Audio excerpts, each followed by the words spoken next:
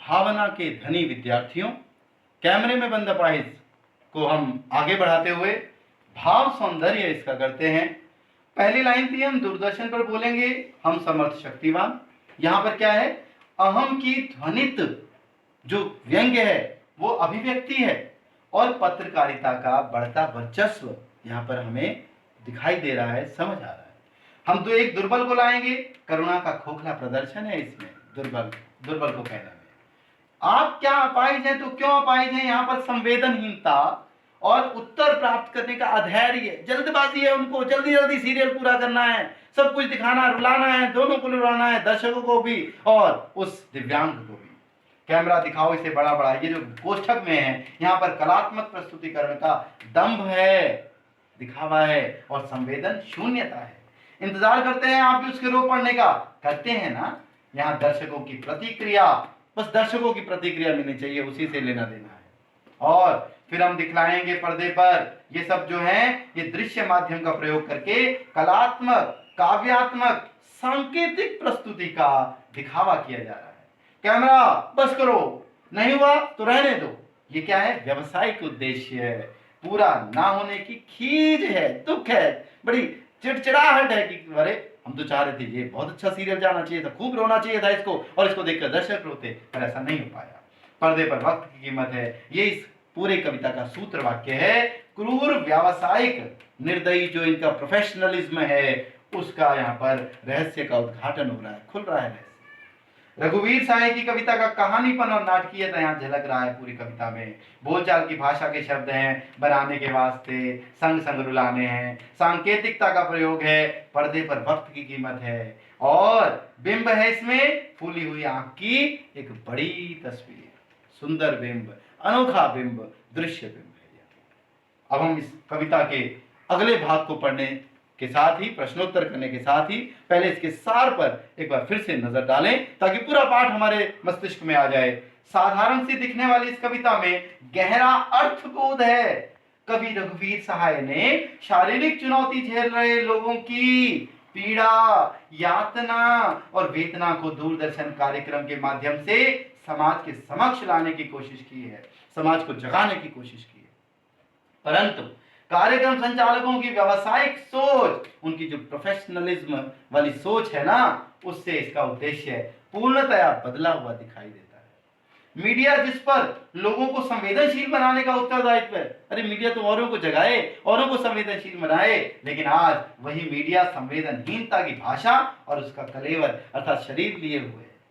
लाभ कमाना उसकी प्रायोरिटी है, प्राथमिकता है। पर्दे पर वक्त की कीमत वे अच्छे से जानते हैं, परंतु इंसान की भावनाओं की कीमत उनके लिए कोई मायने नहीं रखती।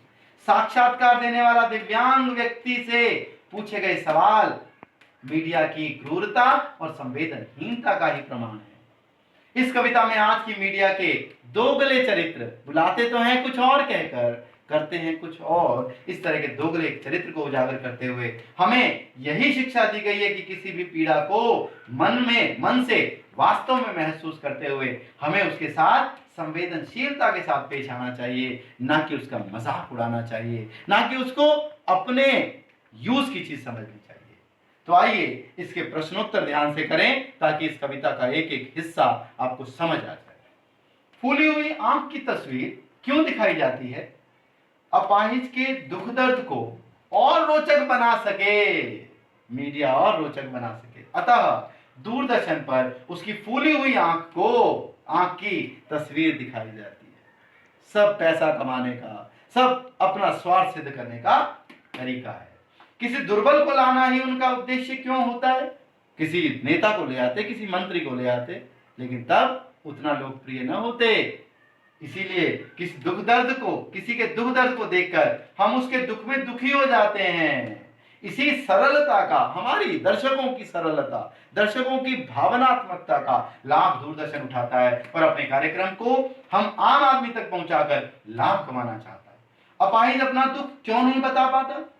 उसे बार बार पूछा जाता है, उसको बार बार तंग किया जाता है। तो देखिए, अकारण और अप्रासंगिक प्रश्न सुनकर अपाहिज घबरा जाता है। उसके मन में संदेह है कि क्या वो सचमुच दुखी है अरे उसे तो आदत हो गई थी अपाहिज बनकर रहने की, अब वो दुखी नहीं है अपाहिज होने को, वो दुख नहीं मानता।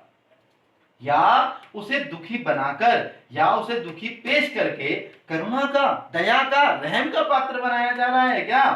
हालात कोई अच्छे आज के नहीं है, ये वे तो कब से इन परिस्थितियों से समझौता कर चुका है, स्वीकार कर चुका है। ऐसा जख्म या दर्द उसका ताजा नहीं है जो वह रो रो कर बताए, इसीलिए वह उत्तर नहीं दे पाता और वो शांत रहता है। आगे देखते हैं हम। इसमें आप जो उत्तर लिखे हैं केवल वही उत्तर सही है, वही लिखना है ऐसा नहीं है, वो एक संकेत मात्र है। प्रश्नकर्ता बार बार सोचने और बताने का आग्रह क्यों करता है? प्रश्नकर्ता अपाहिज के दुख दर्द को उभार कर उस दर्द को दर्शकों तक पहुंचाना चाहता है। यह वह सार्वजनिक प्रदर्शन करके, सबके खुलेआम प्रदर्शन करके उसके दुख दर्द के माध्यम से कार्यक्रम के प्रति सहानुभूति एवं प्रसिद्धि चाहता है, ताकि उसका कार्यक्रम प्रसिद्ध हो। आज एक दिव्यांग को लाया है, कल दूसरे को लाए, कल तीसरे को लाए, और एक एक करके सबका अपमान करता चला जाए। यह अवसर खो देंगे में यह अवसर किसके लिए है? यह अवसर अपाहिज के लिए है, क्योंकि प्रश्नकर्ता के अनुसार यह एक सुनहरा अवसर है। प्रश्नकर्ता ऐसा समझता है कि सुनहरा अवसर है, अब बता देगा तो पूरी जनता को पता चल जाएगा, ये फेमस हो जाएगा। लेकिन ऐसा नहीं है, उसको अपमानित करने का अवसर है। जब उसे अपना दुख दर्द सबके सामने प्रदर्शित करने का अवसर मिल रहा है, ऐसा मीडिया की सोच है, जबकि वास्तव में यह अवसर तो मीडिया के लिए है, जो अपाहिज के दुख दर्द को बढ़ा चढ़ाकर दिखाने से पैसा कमा लेता है। दर्शक अपाहिज को देखकर किस बात की प्रतीक्षा कर रहे हैं? अपाहिज कब अपने दुख में डूबकर रो पड़े, आंखों से आंसुओं की धारा नदियां बहने लगे, ये इंतजार करते हैं दर्शक। और दर्शक उसके आंसुओं के साथ उसके दर्द को गहराई तक महसूस कर सकें, ऐसी भी उनकी इच्छा है। मीडिया वाले दर्शक और अपाहिज दोनों को संग संग क्यों रुलाते हैं, क्यों रुलाना चाहते हैं? तो देखिए जरा, कार्यक्रम को कारुणिक, प्रभावी, रोचक बनाने के लिए तथा लोगों तक उसका अपाहिज का दर्द पहुंचाने के लिए उनको दोनों संग संग रुलाने, अर्थात दोनों का साक्षात्कार हो जाए, दोनों आपस में मिल जाएं और उनका सीरियल हिट हो जाए, उनकी टीआरपी बढ़ जाए। कैमरे में बंद अपाहिज, ये कुछ प्रश्न है जो काव्यांश आपको दिया जाएगा, उस आधार पर पूछे जाएंगे। कैमरे में बंद अपाहिज करुणा के मुखौटे में छिपी क्रूरता की कविता है। ये प्रश्न अभ्यास के भी हैं इनमें बहुत सारे। तो विचार कीजिए, करुणा का तो मुखौटा है, मुंह पर मास्क लगाया हुआ है करुणा का, लेकिन वास्तविकता कुछ और है। साधारण सी दिखने वाली इस कविता में गहरा अर्थबोध है। मीडिया का संवेदनहीन व्यवहार प्रस्तुत करने का कथ्य विषय वस्तु है। कवि रघुवीर साय ने शारीरिक चुनौती झेल रहे लोगों की पीड़ा, यातना, वेदना को दूरदर्शन कार्यक्रम के माध्यम से संसार के समक्ष, समाज के समक्ष लाने की कोशिश की है, और परंतु कार्यक्रम संचालकों की व्यवसायिक सोच से इसका उद्देश्य पूर्णतया बदला हुआ दिखाई देता है। लाभ कमाना उनकी प्राथमिकता है। पर्दे पर वक्त की कीमत वो अच्छे से जानते हैं, पर इंसान की भावनाएं उनके लिए कोई मायने नहीं रखती। इसलिए साक्षात्कार देने वाला विकलांग व्यक्ति से पूछे गए सवाल उनकी क्रूरता और संवेदनहीनता का प्रमाण है। इसलिए वो करुणा के मुखौटे पे कविता है, किसकी? क्रूरता की। हम समर्थ शक्तिमान दुर्बल को लाएंगे, क्या व्यंग्य है? प्रस्तुत पंक्ति के माध्यम से व्यंग्य किया गया है कि मीडिया अपने आप को बहुत शक्तिशाली और समर्थ मानता है। कार्यक्रम का निर्माण उनकी अपनी मर्जी से ही होता है, किसी की मजबूरी और करुणा को वो बेच भी सकते हैं। प्रस्तुत कविता में भी जिस दुर्बल व्यक्ति की बात की गई है, उसको भी मीडिया कर्मी द्वारा अपने अनुसार बात करने की और उनके अनुसार, मीडिया वालों के अनुसार व्यवहार करने पर उसे बाध्य, मजबूर किया जाता है। मीडिया के लोगों को लगता है कि वे किसी का भी जीवन बना सकते हैं, बिगाड़ सकते हैं। यह उनकी अहमवादी सोच का परिचायक है। वो कितने घमंडी हैं, कितने अपने आप को प्रभुत्व शक्ति संपन्न मानते हैं। आगे देखिए, पर्दे पर वक्त की कीमत है, यह कहकर पूरे साक्षात्कार के प्रति कौन सा नजरिया दिखाई देता है?